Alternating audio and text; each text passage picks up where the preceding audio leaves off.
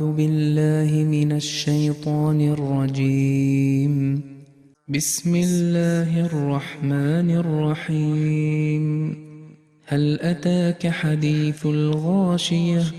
وجوه يومئذ خاشعة عاملة ناصبة تصلى نارا حامية تسقى من عين آنية ليس لهم طعام إلا من ضريع لا يسمن ولا يغني من جوع وجوه يومئذ ناعمة لسعيها راضية في جنة عالية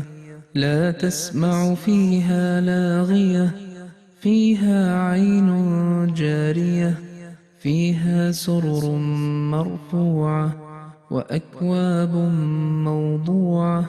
ونمارق مصفوفة وزرابي مبثوثة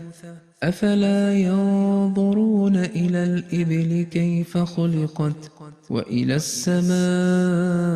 كيف رفعت وإلى الجبال كيف نصبت وإلى الأرض كيف سطحت فذكر إنما أنت مذكر لست عليهم بمسيطر إلا من تولى وكفر فيعذبه الله العذاب الأكبر إن إلينا إيابهم ثم إن علينا حسابهم